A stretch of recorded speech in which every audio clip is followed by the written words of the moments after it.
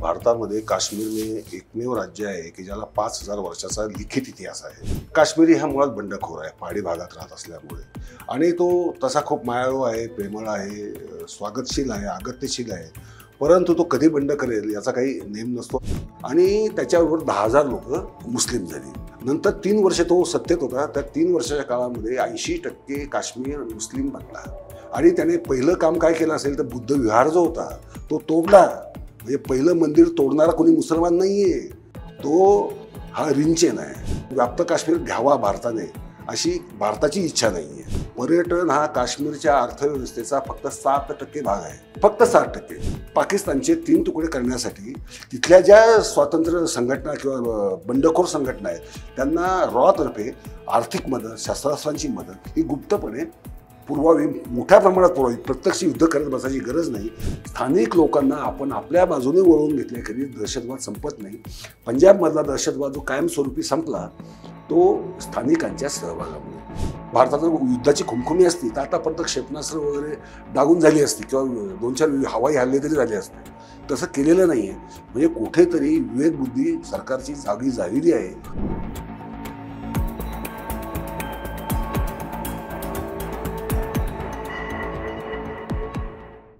नमस्कार, द पॉलिटिक्समध्ये तुम्हा सगळ्यांचं पुन्हा एकदा स्वागत. पहलगामचा हल्ला झाला आहे, काश्मीरमध्ये अजूनही देखील काश्मीर धगधगतंय.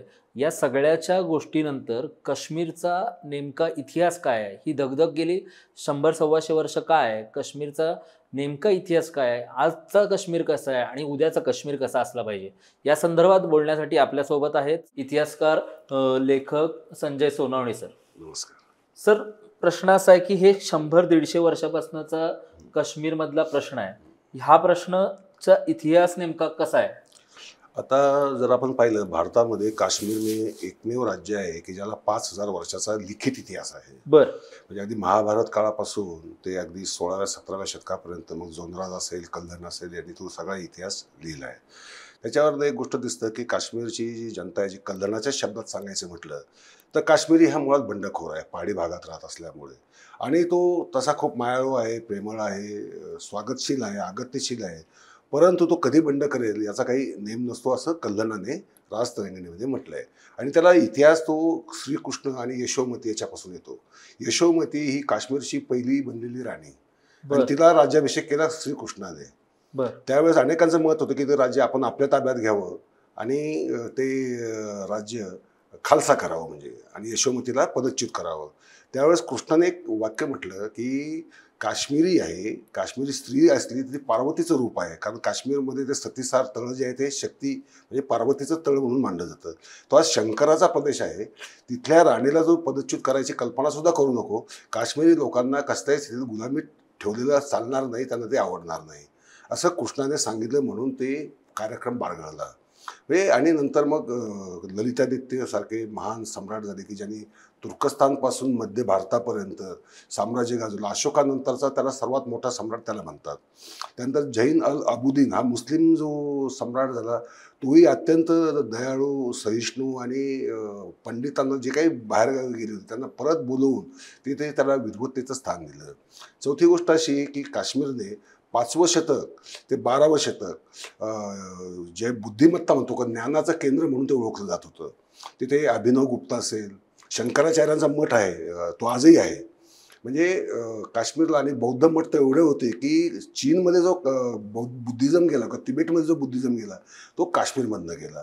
आणि त्याच्यावर शैव परंपरांची प्रचंड छाप आहे. कारण काश्मीरमध्ये ही नेहमी शिवपार्वतीची भूमी मानली जात असल्यामुळे लल्लेश्वरीसारखी संत जी 13व्या शतकात झाली, तिला तर मुस्लिम लोक दल्लदेद म्हणून तिला सुफी संत म्हणून पुजतात. आणि त्याच वेळेस लाल चौकामध्ये हनुमंताचं मंदिर आहे. ते संकुलच आहे, अनेक मंदिरं आहेत, छोटी छोटी छोटी. त्या मुख्य मूर्ती आहे हनुमंताची, ती आहे काळ्या पाषाणातली. म्हणजे भारतामध्ये इतरत्र तुम्हाला पंचमुखी हनुमान येतो. त्याला मुस्लिम लोक पीर समजतात आणि पीर समजून त्याला नमस्कारतात. म्हणजे ही काश्मीरमधली जी सुफी संतांची आणि बौद्ध ज्ञानवंत आणि हिंदू ज्ञानवंत यांनी त्याला जे समृद्ध केलं त्या भूमीला, ती ज्ञानाचीच खरं म्हणजे त्याला ज्ञानाचंच खोरं म्हणायला पाहिजे एकेकाळी होतं. परंतु नंतर मात्र ते अब्दालीच्या ताब्यात गेला आपण म्हणतो की पानिपतचं युद्ध झाल्यानंतर अब्दाली भारतात परत आला नाही, ते खोटं सांगतात. ते खोटं नॅरेटिव्ह आहे. तो 2दा आला आणि त्याने काश्मीर जिंकला. काश्मीर त्याच्या ताब्यात 1838 पर्यंत काश्मीर अब्दालीच्या वंशजांच्या ताब्यात होता. त्यामुळे इस्लामचं तिथे प्रमाण वाढलं. कडव्या इस्लामचं, कारण अफगाणी होते सत्ताधारी, त्यामुळे तिथला जो स्थानिक राजप्रमुख नेमला जायचा तो अफगाणी असायचा. त्यामुळे कडवेपणा त्या इस्लाममध्ये तो या अब्दालीच्या काळामध्ये घुसला. नंतर तो प्रांत गेला शिखांच्या ताब्यामध्ये. शिखांनी तो जिंकून घेतला, कारण शीख अफगाण युद्ध आपल्याला माहिती, इतिहासात ते फार मोठं पर्व आहे. आपल्याकडे त्याच्यावर कधी चर्चा होत नाही, कोणी त्याच्याबद्दल बोलूसुद्धा इच्छित नाही. परंतु शिखांनी ते युद्ध जिंकलं, काश्मीर मुक्त केला, स्वतःच ताब्यात घेतला. नंतर जोरावर सिंग हा ॲक्च्युली यांच्या शिखांच्या राजवटीखाली सेनापती म्हणून काम करत होता. नंतर हरीश सिंगला तो प्रांत शिखांनी विकला 75,000 रुपयांना, तो विकला. मग काश्मीर प्रांताला गुलाब सिंगांच्या हातामध्ये, म्हणजे जे आपण नंतर हरीश सिंग हे त्यांचे शेवटचे वंशज म्हणून म्हणता येईल आपल्याला, तो त्यांच्या ताब्यात गेला. तो असा त्यांनी विकत घेतला म्हणून. पण हरीश सिंगाच्या काळात काय झालं की जे आतापर्यंत दबलेले होते तिथले पंडित वर्ग किंवा हिंदू वर्ग म्हणू आपण त्याला, ते दबलेले राहिलेले होते. त्यांना त्या हिंदू राजवटीमध्ये त्यांना असं वाटलं, म्हणजे जसं आता होतंय, खरं ते त्या आधी रिपीट झालेलं आहे की हिंदू लोकांना वर्चस्ववाद जाणवला, कारण राजा आपला. मग नेमणुका ज्या व्हायच्या प्रशासनामध्ये त्या पंडितांच्याच व्हायच्या. मग सैन्यात सुद्धा सामान्य सैनिक सोडले तर उच्च पदावर एकही मुस्लिम घेतला जायचा नाही. त्यानंतर हे पंडित श्रीमंत झाले, त्यामुळे ते सावकारी पण करायचे. त्यामुळे घरं जमिनी मुस्लिमांच्या ज्या होत्या त्या घाण पंडितांकडे गेल्या. त्याच्यामुळे त्याचा मुस्लिमांमध्ये प्रचंड असंतोष निर्माण झाला. त्यातनं शेख अब्दुल्लांचं नेतृत्व पुढं आलं. शेख अब्दुल्लांनी काश्मीरमध्ये मग त्या सर्वांना जागृत केलं, फार मोठी आंदोलनं केली. त्यानंतर मग हरीश सिंगाला आपला निर्णय बदलावा लागला आणि हरीश सिंगाने मध्ये जमिनीचं फेरवाटप म्हणतो आपण त्याला, जे कुळ कायद्याने पंडित नेहरूंनी नंतर अखिल भारतात आणलं, ते तिथे लागू झालं. आणि मग मात्र काश्मीर त्यातल्या त्यात बऱ्यापैकी शांत झालं. आणि ती शांतता बराच काळ टिकली नंतर, कारण टोळीवाले जरी आले आणि मग त्यावेळेस आपल्याला माहिती काय झालं, भारतीय सैन्याला बोलवलं. हरी सिंग तर भारतात यायला तयार नव्हता, त्याला स्वतंत्र राहायचं होतं, त्यांना काश्मीरमध्ये जायचं होतं, त्यांना भारतात यायचं होतं. तो द्विधावस्थेत होता, काय करावं. त्यात टोळीवाले घुसले. हे टोळीवाले कोणते, आताच्या व्याप्त काश्मीरमधले जे मुस्लिम आहेत ते टोळीवाले घुसले. त्या सैन्य नाही घुसलं, टोळीवाले घुसले. मग भारतीय सैन्याला पाचारण केलं हरी सिंगने. मग सामीलनामाचं आलं. मग त्यात 370 कलम समाविष्ट झालं की काश्मीर स्वायत्तता राखेल असं त्यात मान्य करण्यात आलं. आणि तो 48 साली तो सामीलनामा झाला आणि काश्मीर भारतात आला. टोळीवाल्यांचा जो प्रदेश होता, म्हणजे हजारा, लोहारा किंवा गिलगिट बाल्टिस्तान, हा प्रदेश मात्र भारताने ताब्यात घेतला नाही. त्यावर कसली कारवाई केली नाही, युद्धाला स्थगिती दिली. आणि जो भाग आपल्याला हवा होता, जो आपल्या बाजूचा असणार होता, जो शेख अब्दुल्ला हा महत्त्वाचा नेता असल्यामुळं त्याच्या ऐकण्यातले जे लोक होते ते सगळे भारतात राहिले आणि पंडितही राहिले. पंडितही तिथे 90पर्यंत ते तसे संघर्ष झाला नाही, पण मनामध्ये मात्र मुस्लिमांच्या कुठेतरी एक रागाची भावना, चिडीची भावना, जसं गांधी हत्येनंतर ज्या महाराष्ट्रामध्ये ब्राह्मणांच्या विरुद्ध ज्या दंगली उसळल्या, त्या दंगली याही कारणाने उसळल्या की बरेच मोठे जमीनदार ब्राह्मण होते, सावकार ब्राह्मण होते. त्यामुळे लोकांचा राग होता. तो त्या राग त्यातनं जसा बाहेर आला तसाच राग काश्मीरमध्ये तो हळूहळू बाहेर येत गेला. आता याच्याबद्दल ब्रिटिश शासनाने जे रिपोर्ट 1947 आधीचे गोळा केले, त्यातनं जे काश्मीरी पंडितांनी काश्मीरी मुस्लिमांवर जे काही अन्याय अत्याचार काही केले असतील, आणि एक कौल म्हणून लेखक आहेत, त्यांनी सुद्धा त्याच्यावर पुस्तकच लिहिलं की काश्मीर नाऊ अँड देन नावाचं. त्यातही त्यांनी जी 47 आधीचा जो काश्मीर होता त्याचं अत्यंत हृदयद्रावक वर्णन केलेलं आहे. आणि 47 साली म्हणजे भारतात यायच्या आधी मग तिथे दंगली झाल्या तर 20,000 ते 1,00,000, आकडा नक्की नाही आहे त्याचा, म्हणजे वेगवेगळे अंदाज आहेत, पण कमीत कमी 20,000, जास्तीत जास्त 1,00,000 हे मुसलमान मारले गेले. बरेचसे पळाले, ते पंजाबमध्ये किंवा हरियाणामध्ये पळून निघून गेले. म्हणजे काश्मीरी पंडित नंतर निघावं लागलं, त्याच्या आधी पूर्वी मुस्लिमांवरही वेळ आली होती. हा इतिहास मात्र आपल्याला माहीत नसतो. हा तुम्ही एक साधारण 5,000 वर्षांचा इतिहास सांगितलात. तर ह्या सगळ्या इतिहासाकडे बघताना ते नंदनवन आहे. आज पण जेव्हा परवाच्या पहलगामचा हल्ला झाल्यानंतर त्या नंदनवनामध्ये रक्तपात झाला अशा पद्धतीनं सगळ्याच न्यूजपेपरच्या हेडलाईन्स होत्या. या नंदनवनाचा रक्तपात होण्याची नेमका इतिहासातली बीज कुठली आहे? याची इतिहासातली बीज एकतर फाळणी, त्यानंतर पाकिस्तान दुर्बळ बनलं आणि पाकिस्तानला सुरुवातीपासूनच वाटत होतं की काश्मीर मुस्लिम बहुल आहे. लक्षात घ्या, कारण वाटणी भारताची कशी झाली, धर्माच्या आधारावर झाली होती. बरोबर. काश्मीर 90% जनता मुस्लिम, मग तो भागही आमच्या ताब्यात पाहिजे अशी पाकिस्तानची मागणी होती. भारताचा प्रॉब्लेम तो नव्हता. भारताचा प्रॉब्लेम असा होता की राजा हिंदू, प्रजा मात्र मुसलमान. जसं जुनागडचं झालं की जुनागडची प्रजा बहुसंख्य हिंदू होती पण राजा मुसलमान होता. त्यामुळे जुनागड भारतात सहज सामील करता आला, त्याच्याबद्दल कसला वाद झाला नाही. परंतु पाकिस्तानच्या मनात तो एक सल राहिला. त्यानंतर त्याला भूराजकीय कारणं पण आहेत. म्हणजे एकीकडे रशिया होता, तो इतिहास तो जवळपास 16व्या-17व्या शतकापर्यंत जातो. रशियाची जी सीमा आहे ती हिमालयाच्या पलीकडच्या बाजूला येते आणि हिमालयाच्या अलीकडच्या बाजूला काश्मीर. आणि व्यापारी मार्गाने काश्मीर जोडले गेलेले. म्हणजे हिमालयातनं जाणारे व्यापारी मार्ग आहेत, तसे उत्तर पूर्व भागातनं जाणारे, चीनमध्ये जाणारे मार्ग आहेत. हे मार्ग आहेत. त्याच्यामुळे ते दळणवळण सैनिकी म्हणा किंवा व्यापारी म्हणा हे चालूच होतं. त्याची बीजं ही काश्मीरच्या मनात अशी द्वेषपूर्ण पडली की भारताला जर हे करायचं असेल तर काश्मीर आपल्याकडे घेतला पाहिजे आणि कसंही करून काश्मीर जनता मुस्लिम असल्यामुळं ती सगळीच्या सगळी आपल्या बाजूला येईल असा त्यांचा होरा होता. आणि प्लेबिसाईटची योजना केली होती. जी फाळणी झाली त्यावेळेस प्लेबिसाईट म्हणजे सार्वमत घ्यावं की कोणी कोणत्या भागात राहायला जावं. पण त्यातली अट काय होती की जो भारताने जो हक्क सांगला व्याप्त काश्मीर आहे तो भारतात जोपर्यंत येत नाही तोपर्यंत ती प्लेबिसाईट घेता येणार नाही. त्यामुळे प्लेबिसाईटचा विषय आता जवळपास निकालात निघाल्यासारखाच आहे. कारण व्याप्त काश्मीर घ्यावा भारताने अशी भारताची इच्छा नाही आहे. बरं. कारण त्याला कारणच असं आहे की भूराजकीयपेक्षा वंशिक कारणं जी आहेत की इस्लाम जरी सगळ्यांचा सारखा असला आपण म्हणलो तर अरबी मुस्लिम वेगळे, तुर्की मुस्लिम वेगळे, इराणी मुस्लिम वेगळे, अफगाणी मुस्लिम वेगळे, बलुची वेगळे, पख्तुनी वेगळे, तसे या भागातले गिलगिट बाल्टिस्तानी आणि हे जे लोहारा वगैरे जे भाग आहेत त्यातले मुस्लिम वेगळे. आणि ते जास्त आक्रमक आहेत. म्हणजे त्यांचं पहाडी भागातच राहत असल्यामुळं स्वाभाविकपणे ते फार आक्रमक आहेत.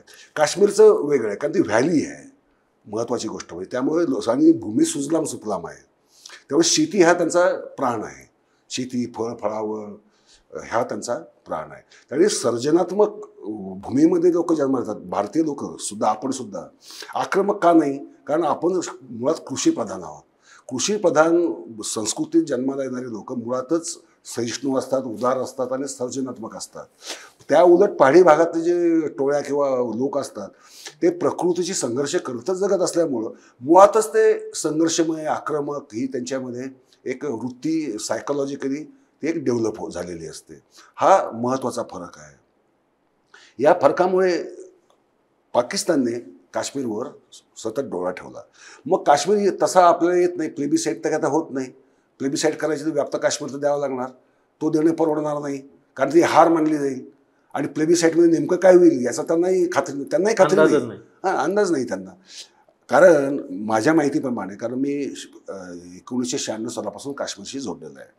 जवळपास त्यावेळेस ज्यावेळेस हिंसाचार टोकाला गेला होता, काश्मीर जळत होतं, त्या काळात सुद्धा 90% मुस्लिम भारतात राहायच्याच बाजूने होते आणि 5-10% लोक काश्मीरला स्वतंत्र राष्ट्र म्हणून डिक्लेअर करावं या बाजूचे होते. बाकी सगळे लोक भारताशी जोडून होते. याला परत व्यापारी आर्थिक कारणं पण आहेत. आता पहिलं कारण कसं की हे पर्यटन सोडून द्या. पर्यटन हा काश्मीरच्या अर्थव्यवस्थेचा फक्त 7% भाग आहे. बर हो, फक्त 7%. पण आता जे सगळं म्हटलं जातं हे सगळं चुकीचं नॅरेटिव्ह आहे. अत्यंत चुकीचं नॅरेटिव्ह आहे. काश्मीरचेच अर्थमंत्री जे माजी, ते परवा पुण्यात त्यांचंच व्याख्यान होतं. त्यांनी ज्या सगळ्या आकडेवाऱ्या दिल्या, कारण मी ज्या तपासल्यात आतापर्यंत गेल्या 20-25 वर्षामध्ये, काश्मीरचा आयात निर्यात जी आहे ती अब्जावधी रुपयांची आयात निर्यातच. पर्यटन त्याच्यामध्ये फक्त 7%. म्हणून ज्या काळात काश्मीरचं पर्यटनच बंद होतं म्हणून काश्मीर काय उपाशी मेला नाही. काश्मीर काय भिकेला लागलं नाही. आता जे पसरवतात की काश्मीरला जाऊ नका म्हणजे काश्मीर भिकेला लागेल, उपाशी मरतील, मरू द्यात त्यांना, असं म्हणणारे काही लोक आहेत. ते असू द्यात, ते काय कोणत्याही समाजात बरे वाईट लोक असतातच. आपण त्यांना सायलेंट किलर म्हणू किंवा सायलेंट दहशतवादी म्हणू अशा लोकांना. परंतु मुळात काश्मीरची इकॉनॉमी म्हणजे पर्यटन नाही. पर्यटन हे कोणाला उपयुक्त आहे? हॉटेलवाले, खेचरवाले आणि टॅक्सीवाले आणि जे काही फळं बिळं काय तिथले ते स्थानिक गोष्टी विकत असतात. पण त्यांचा सगळ्यात मोठा व्यापार पश्मिना, केशर म्हणजे शेतमाल आणि हस्तोद्योग हा काश्मीरच्या याचा कणा आहे. आता उदाहरणार्थ सांगायचं तर काश्मीरवरनं मध्य आशियाच्या मेन सिल्क रूट जो आहे व्यापारी रस्ता, जो 5000 वर्ष जुना आहे, त्याला जोडणारे 6 मार्ग आहेत. हिमालयाच्या पर्वतराजीतून अत्यंत अवघड असे ते मार्ग आहेत. त्या मार्गांवरनं काश्मीरमधनं व्यापार कशा कशा चालायचा याच्या नोंदी आहेत. कारण मी त्याचा कम्प्लीट मला फेलोशिपच होती भांडारकर इन्स्टिट्यूटची, त्यासाठी मी पुस्तकही लिहिले त्याच्यावर, व्यापारी मार्ग म्हणून प्राचीन.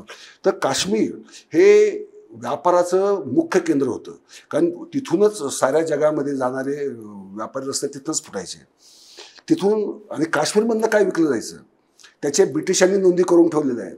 म्हणजे त्यात सर्वात जास्त व्यापार व्हायचा पश्मिना, लोकर, मीठ. कारण हिमालयामध्ये नैसर्गिक मीठ, कारण त्या काळामध्ये मीठ हे सोन्यासारखं महाग होतं, त्या मिठाचा व्यापार, अशा असंख्य गोष्टी. तिथून ते तट्ट, याक, घोडे याचा सुद्धा व्यापार व्हायचा. आणि इम्पोर्ट जो आहे, जे काश्मीरमध्ये पिकतच नाही त्या गोष्टींचा इम्पोर्ट व्हायचा. त्यामुळे त्यावेळेस तर पर्यटन नव्हतं. लक्षात घ्या, गेली 5000 वर्षे पर्यटन आत्ता आलं. म्हणजे स्वातंत्र्यानंतर चित्रपटांची निर्मिती व्हायला लागली त्या काश्मीरचं फक्त बॅकग्राऊंड घेण्यासाठी, म्हणून काश्मीरचं पर्यटन वाढलं.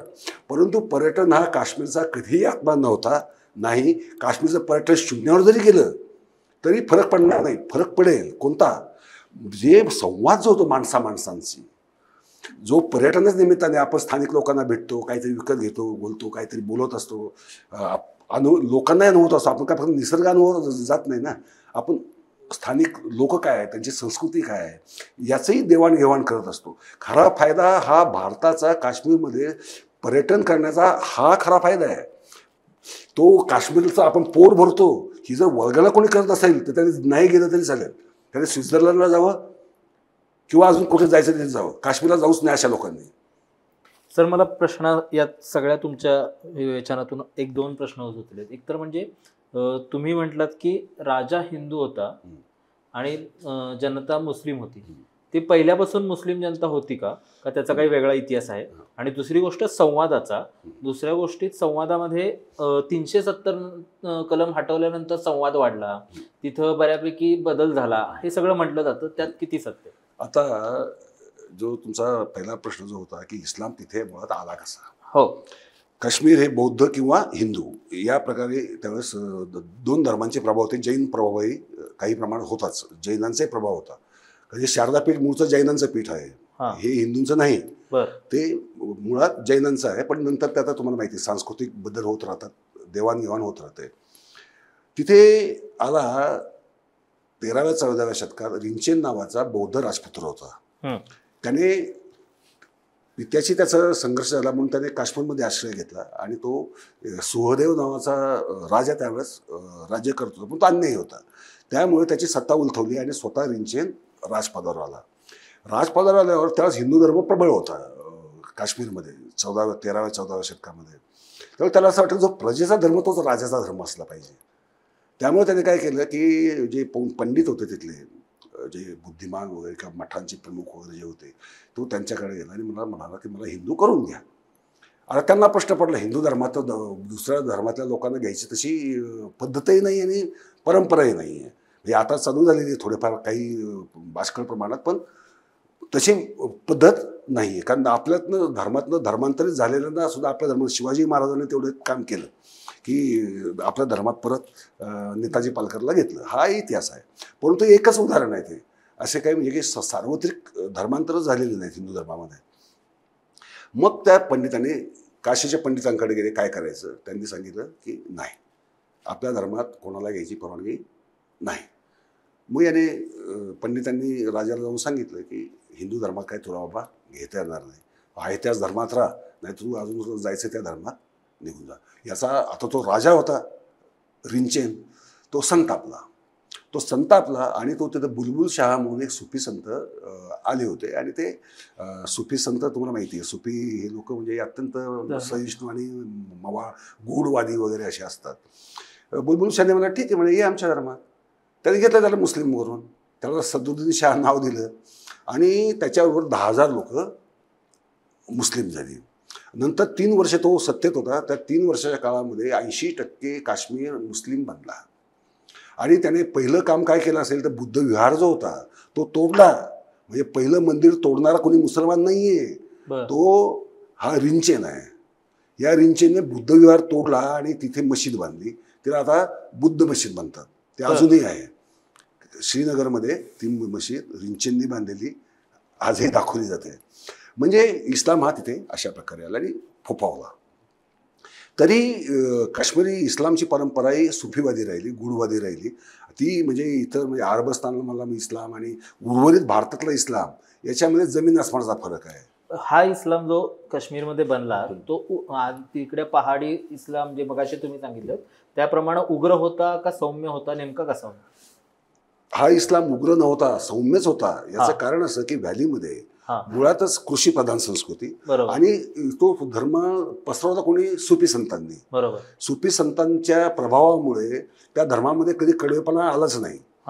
जे सुन्नींमध्ये आहे किंवा सॉरी जो शियांमध्ये आहे किंवा सुन्नींमध्ये आहे तसा कडवेपणा काश्मीर. काश्मीरी इस्लाममध्ये शैव तत्वज्ञान, सुफी तत्वज्ञान याचा मिलाप झालेला आहे.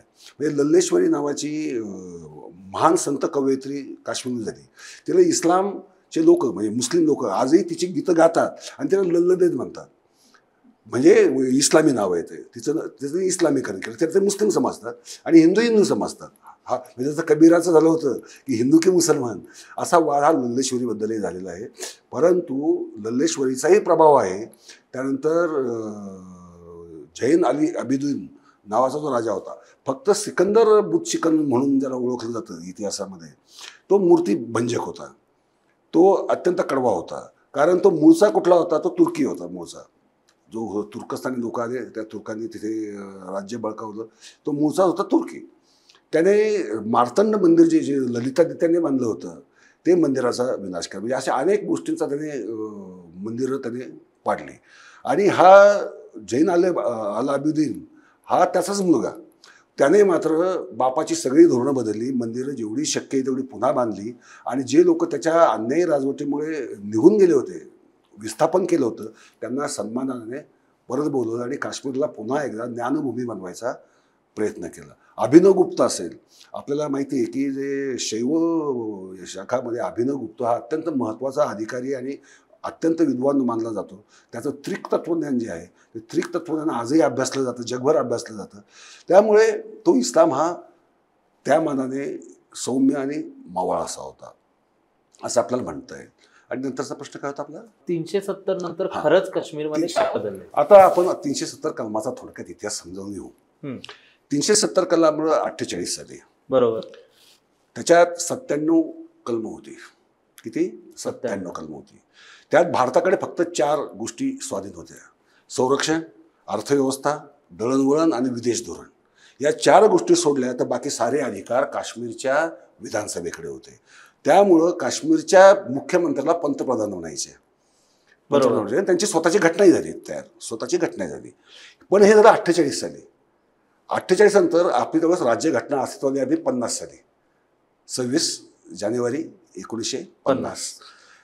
घटनेने काय केलं? घटनेनेच राज्य आणि केंद्र याचे संबंधच ठरवून टाकले की राज्यांना काय अधिकार असतील आणि केंद्राला काय अधिकार असतील. हे घटनेने स्पष्ट केल्यामुळे काश्मीरला मिळालेले 36 विशेष अधिकार नष्ट झाले, पूर्ण नष्ट झाले. म्हणजे कर धोरण, म्हणजे कर कोणावर किती लावायचा हे केंद्र सरकार आपलं ठरवतं किंवा इन्कम टॅक्स किती असेल, सेल्स टॅक्स किती असेल, तो अधिकार भारताला नव्हता. तो 50 सालापासूनच लागू झाला काश्मीरवर. म्हणजे ती कलम दिली. त्यानंतर 52 साली शेख अब्दुल्ला जरा थोडासा हे करायला लागला, म्हणजे विद्रोही वागायला लागला.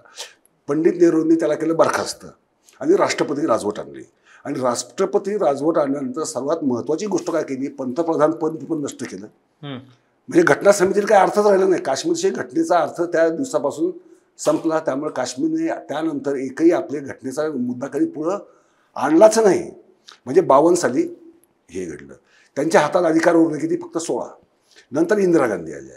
इंदिरा गांधीने अजून 8 अधिकार काढून घेतले त्यांच्याकडनं. म्हणजे जे युद्ध झाली भारत पाकिस्तान बांगलादेशासाठी, त्याची 2 युद्ध झाली 2 वेळा महत्वाची, 65 आणि 71. अजून अधिकार नष्ट केले. आता हे करत करत अगदी नरसिंहराव आणि मनमोहन सिंगाच्या काळात अजून 2-3 अधिकार जे त्यांच्याकडे उरलेले होते. म्हणजे ते प्रत्येक क्षेत्रात संवेदन क्षेत्रात जायला आमची परवानगी लागेल वगैरे वगैरे अशा स्वरूपाचं ते अधिकार एक केंद्राने स्वतःच्या हाती घेतले, की आपल्या रक्षा दलांच्या हाती घेतले. त्यामुळे त्यांच्या हातात फक्त 3 अधिकार उरले. 3 अधिकार कोणते? नागरिक अधिकार, म्हणजे काश्मीरमध्ये जमीन कोण घेऊ शकेल आणि कोण घेऊ शकणार नाही. त्यानंतर वारसाधिकार आणि विवाहाबद्दलचे जे कायदे होते, की काश्मीरी मुलीने जर बाहेरच्या मुस्लिमाशी जरी लग्न केलं तरी तिला वारसा हक्कामध्ये मिळणार की नाही मिळणार, ते लग्न वैध ठरणार की नाही ठरणार, अशा स्वरूपाचे 3 अधिकार फक्त उरलेले होते.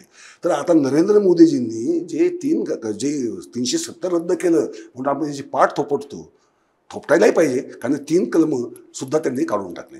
म्हणजे 370 रद्द नाही केलं त्यांनी, 3 कलम काढून टाकले. ओके. आता त्यामुळे 370चा जेवढा बागुलगोवा आधी केला जात होता, उदाहरणार्थ माझी 16 कनाल जमीन माझी 98 साली घेतलेली, आजही जम्मूमध्ये श्रीनगरमध्ये आहे. श्रीनगरमध्ये त्यावेळेस तर हे होतंच, 370 लागूच होतं. मग मी जमीन कशी घेऊ शकलो? तोच माझा प्रश्न आहे. हां, ते 90 वर्षाच्या कराराने कोणालाही घेता येते. आता पुण्यात सुद्धा म्हणजे MIDC मध्ये जर जमीन घ्यायची असेल तर कशी घ्यावी लागते तुम्हाला? करारानेच घ्यावं लागतं ना. मग जो नियम भारतात लागूच आहे ऑलरेडी तोच तिथे लागू आहे. नाही तर बाहेरची एवढी हॉटेल झाली तिथे, पाश्चात्य धर्तीची एवढी मोठी हॉटेल्स आहेत, ती कशी झाली असती? कोणी बाहेरून जर गुंतवणूक केली नसती, जमिनी घेतल्या नसत्या, बिल्डिंगी बांधल्या नसत्या, त्या काश्मीर लोकांच्या मालकीच्या नाही आहेत. तिथलं एकही 3 स्टार 5 स्टार हॉटेल काश्मीरी माणसाच्या मालकीचं नाही. बरं, ही वस्तुस्थिती आहे. त्यामुळे 370 कलमाबद्दल आपल्या देशामध्ये याला आता जबाबदार कोणाला धरायचं? स्पष्ट नाव घ्यायचं तर RSSला मी जबाबदार धरेल. कारण RSSने आपल्या कुजबूज मोहिमेच्या मार्फत किंवा आतासुद्धा म्हणजे आपलं पहलगाम हमल्यानंतर जो काही नॅरेटिव्ह पसरवलं जात आहे ते घातक आहे, देशघातक नॅरेटिव्ह आहे. 370 बद्दलही असंच केलं आणि काही कारण नसताना खरं तर. आणि ती वास्तवात उदाहरण 370 आता तुम्ही जमिनी घेऊ शकता, तिथे कारखाने करू शकता, सगळं करू शकता, म्हणजे विकत, म्हणजे स्वतःच्या नावावरच घेऊ शकता, म्हणजे लीजने घ्यायची गरज नाही, आता विकत घेऊ शकता. परंतु 1 इंच तरी जमीन विकली गेली का? एक प्लॉट तरी कोणी घेतलाय का? एकाने तरी आपलं फार्म हाऊस तिथे बांधलंय का? नाही बांधलेलं. कारण त्याचं कारणच असं आहे की काश्मीरबद्दल आमची भावना ही भ्रामक आणि भावनिक आहे.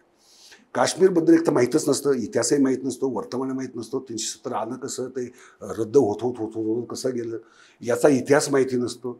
आणि तिसरी गोष्ट म्हणजे काश्मीरची इकॉनॉमी टुरिझमवर अवलंबून आहे. हे जे नॅरेटिव्ह आहे हे तर अत्यंत धादांत खोटारडं नॅरेटिव्ह आहे. 7% फक्त इकॉनॉमी काश्मीरची पर्यटनावर अवलंबून आहे. फटका बसला तर ते फक्त गरीब खेचरवाले, टॅक्सीवाले, ते गरीबच असतात ना. युद्धाचा किंवा बहिष्काराचा फटका कोणाला बसतो? गरिबांनाच बसतो. त्यांच्यावर अन्याय करून तुम्ही काय साध्य करणार आहात? ह्याच्यात आत्ता पहलगामचा हल्ला झाला. पहलगामच्या हल्ल्यानंतर त्याच्या आधी जी गोष्ट बोलली गेली की तुम्ही पण त्याचा उल्लेख केलात की एक ब्रिज बनत होता, भारतातली लोक तिकडे जात होती, साधारण 2.5 कोटी लोक तिथं गेली. त्याच्यानंतर पर्यटन पण सुरू झालेलं, एक प्रकारचा संवाद सुरू झाला असं आपण म्हणू. पण ह्या सगळ्याला आत्ताच्या हल्ल्यानंतर खीळ बसल्यानंतर स्थानिक लोकांनी यात काही मदत केली आहे अशा पद्धतीचं वारंवार चर्चा झाली आहे. तर नेमकं काय असू शकतं, काय आहे तुमचा अभ्यास कसा? पहिली गोष्ट अशी आहे की काश्मीरमध्ये मी आधीच म्हटल्याप्रमाणे 5 ते 10% लोक फुटीरतावादी आहेत. ते कुठेही असतात. अगदी महाराष्ट्र स्वतंत्र राष्ट्र हवं अशी मागणी करणारे 72-75 साली लोक होते. त्यात मोठे मोठे विद्वान लोक होते.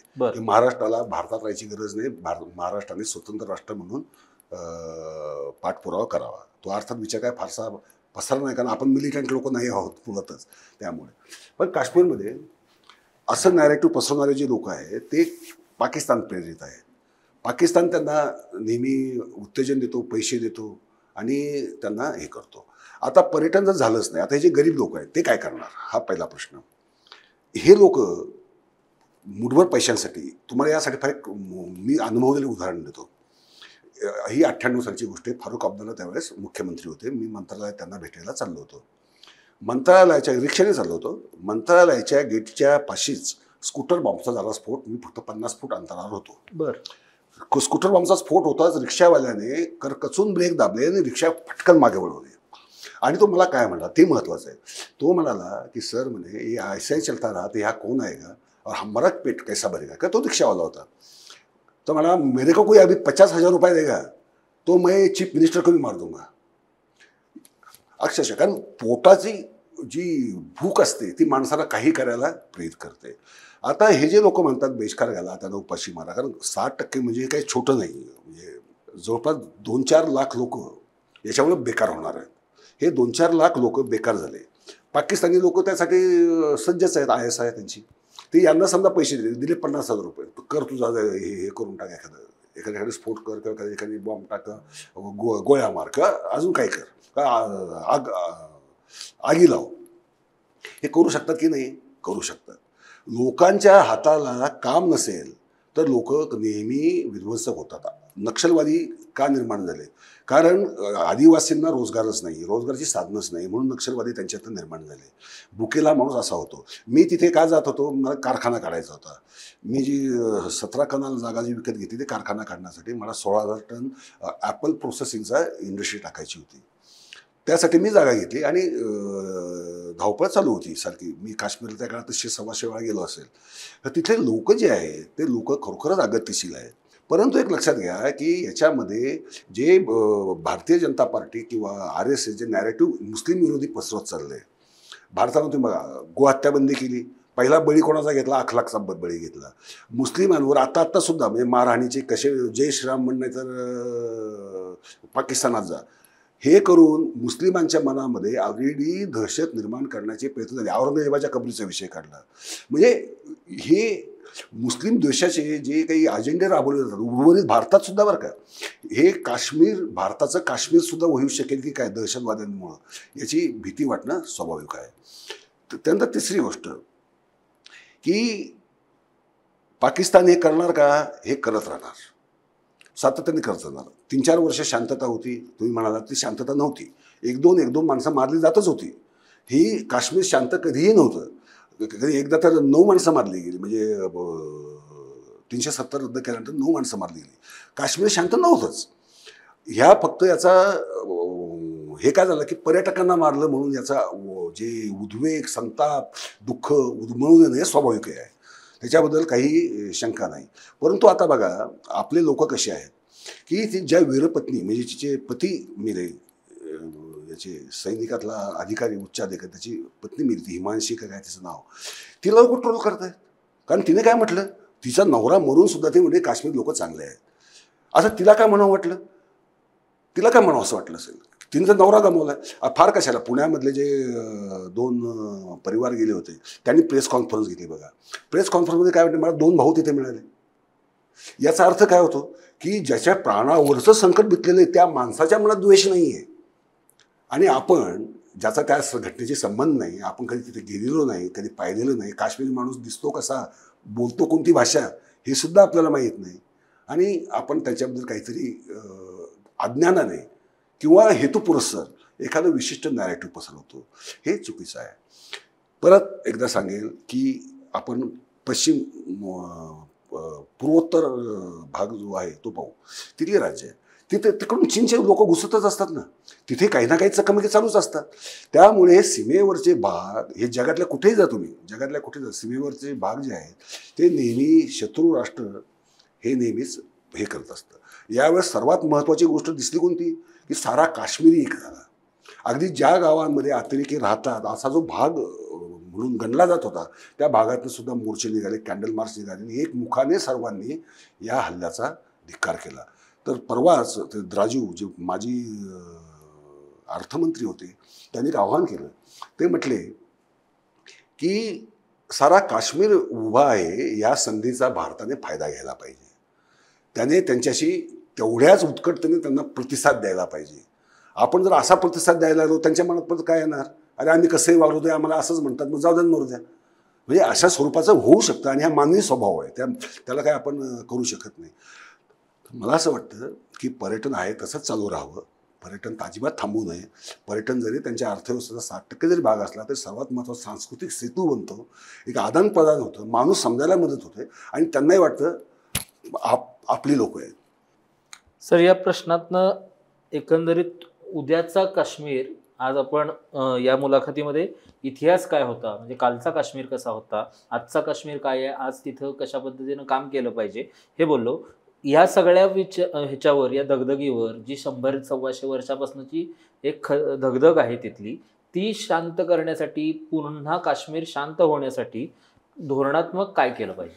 आता पहलगाम नंतर केंद्र सरकारने जे निर्णय घेतले ते मला अभिनंदन केलं पाहिजे. म्हणजे त्यांनी आर्थिकदृष्ट्या पाकिस्तानची कुचंबना करण्याचे सगळे निर्णय घेतले. व्यापारबंदी असेल, टाकबंदी असेल, पाणी बंद तर करू शकत नाही, समजा आपण 100% तर बाब जन्मी शक्य नाही, तरी सुद्धा आपण हे जे व्यापार बंद केला, आर्थिकदृष्ट्या त्यांची नाडी आवडायला सुरुवात झाली. कारण पाकिस्तानचा भारताशी फार मोठा व्यापार आहे. म्हणजे जसं काश्मीरचा भारतानं खरेदी करतात, विकतात, तसंही काश्मीरचंही तसंच, कारण तो लगतचा देश आहे ना एकदम. बांगलादेशाशी आपले व्यापारी संबंध तसेच आहेत. तर ते केलं, याच्याबद्दल सरकारचं अभिनंदन. युद्ध करणं किंवा त्या बालाकोटसारखे काहीतरी जी सिद्धच झालेली नाही अशी कारवाई केल्याचं, तडकाफडकी केल्याचं प्रत्युत्तर द्यायचा प्रयत्न करणं, याने तणाव कमी होत नाही, तणाव वाढतो. ह्या कारवाया या अत्यंत योग्य आणि इफेक्टिव्ह कारवाया आहेत.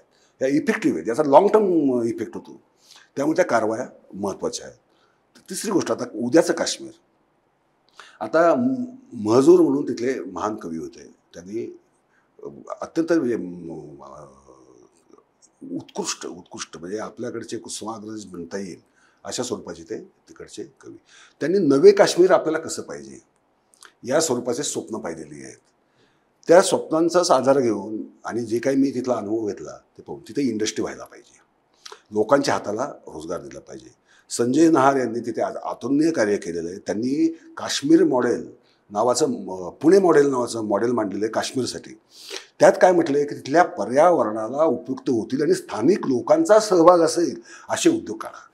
तुम्ही जर त्यांच्या उद्योग लादायला गेलात की बाहेरचा अडाणी आला, अंबानी आला किंवा अगरवाल आला किंवा सोनवणी आला, असलं चालणार नाही. तुम्ही स्थानिक लोकांचा त्याच्यामध्ये पार्टिसिपेशन घ्या, मग ते कोणत्याही लेवलला असो. म्हणजे ते मॅनेजमेंट लेवलला सुद्धा त्यांचं पार्टिसिपेशन असलं पाहिजे.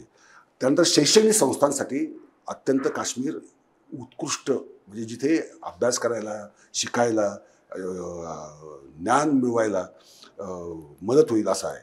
त्यामुळं नहारांनी कल्पनाही मांडली होती व्हॅली ऑफ नॉलेज असं म्हणून. त्यांनी त्या भागातली एक व्हॅली पण निवडली होती आणि त्या व्हॅलीमध्ये प्राचीन साहित्यापासून वर्तमानातले सर्व प्रकारचं ज्ञान आहे. म्हणजे अगदी AI पासून म्हणा किंवा इंजिनिअरिंग म्हणा, केमिकल्स म्हणा किंवा जे काय असं जे काही ब्रँचेस आहेत त्या सगळ्यांचं ज्ञान तिथे मिळेल. उच्च ज्ञान, म्हणजे प्राथमिक नाही, प्राथमिक ज्ञान तुम्ही कुठेही घेऊ शकता, पण उच्च ज्ञानचं केंद्र बनेल. म्हणजे हार्वर्ड बनेल किंवा केम्ब्रिज बनेल, अशा लेवलचं तिथे शैक्षणिक संस्था काढायला पाहिजे.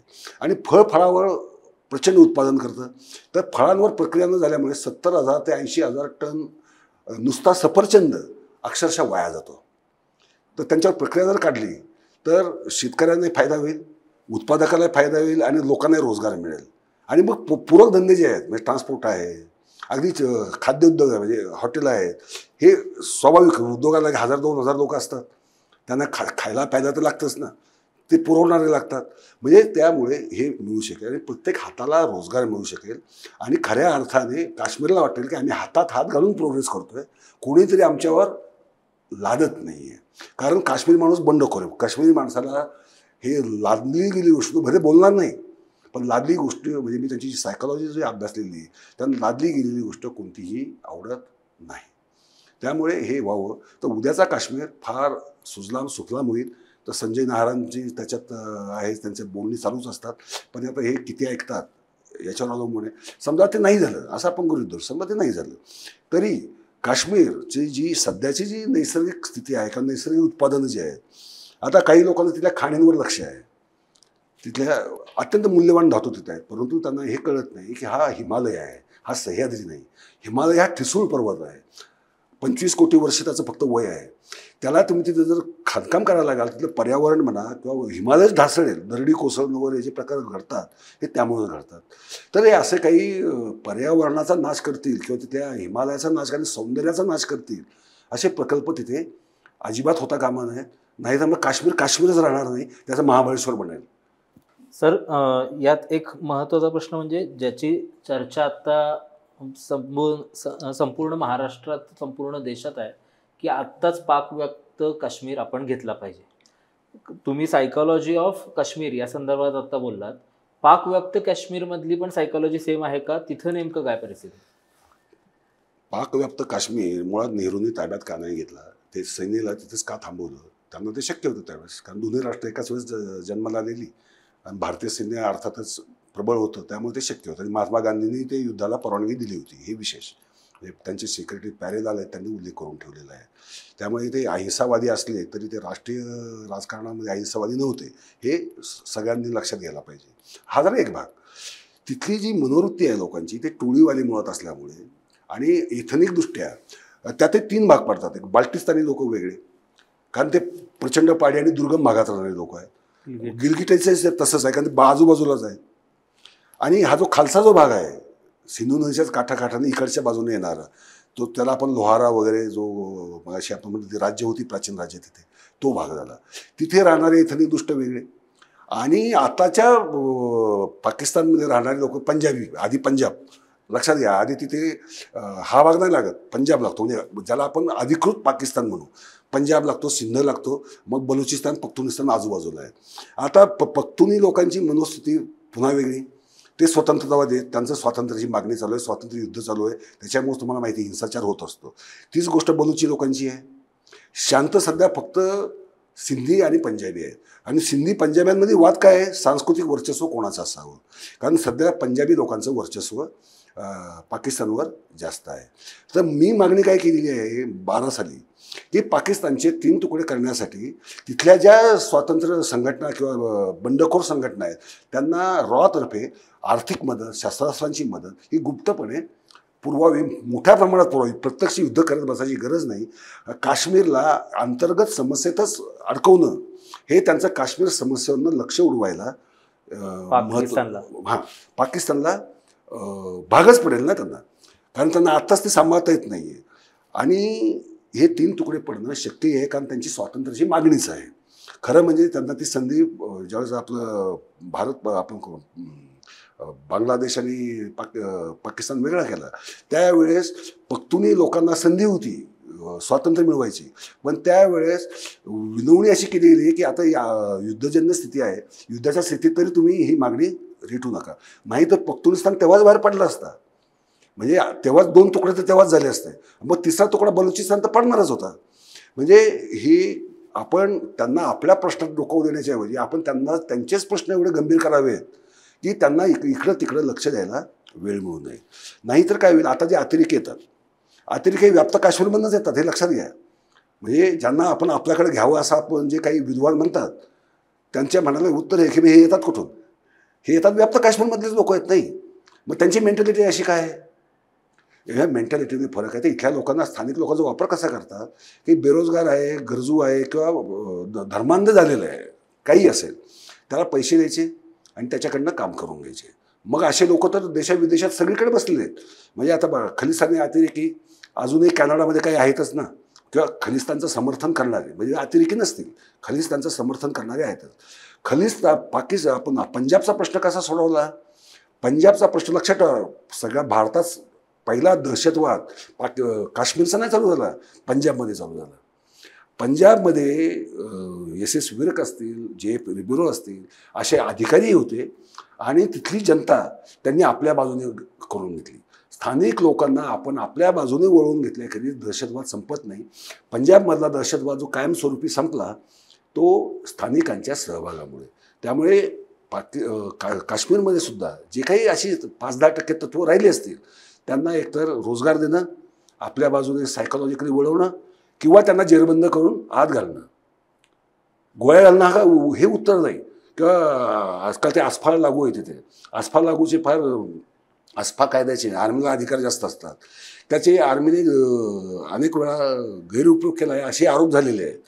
त्यामुळे आर्मीला तिथे जरा थोडंसं कमी प्राधान्य देऊन स्थानिक पोलीस आहेत, जे राजकारणी आहेत, त्यांना कन्व्हिन्स करून सर्व जनतेला, आणि आता तर केंद्र सरकारचंच राज्य आहे, जरी टेक्निकली तो केंद्रशासितच प्रदेश आहे ना, त्यामुळे केंद्र सरकारला आता तिथे ऐक्याचे बंध बांधण्याचे फार चांगली साधनं आहेत या क्षणी. त्यामुळे ती जर केली आणि करेल सरकार, असं मला तर सध्याची पावलं उचलली त्यावरनं वाटतं. नंतर भारतात जर युद्धाची खुमखुमी असती तर आतापर्यंत क्षेपणास्त्र वगैरे डागून झाली असती किंवा 2-4 हवाई हल्ले तरी झाले असते. तसं केलेलं नाही आहे. म्हणजे कुठेतरी विवेकबुद्धी सरकारची जागी झालेली आहे असं म्हणावंसं मला वाटतं. आज आपण काश्मीर काल, आज आणि उद्या या विषयावर विस्तृत चर्चा केली. सर, तुम्ही वेळात वेळ काढून या पहलगाम हल्ल्यानंतर काश्मीरबद्दल बोललं पाहिजे यासाठी वेळात वेळ काढून आम्हाला वेळ दिलात, त्याबद्दल खूप खूप धन्यवाद. आणि युद्धापेक्षा डिप्लोमॅटिक पद्धतीनंच आपण पाकिस्तानला उत्तर दिलं पाहिजे असा विचार देखील मांडलात, त्याबद्दल खूप खूप धन्यवाद.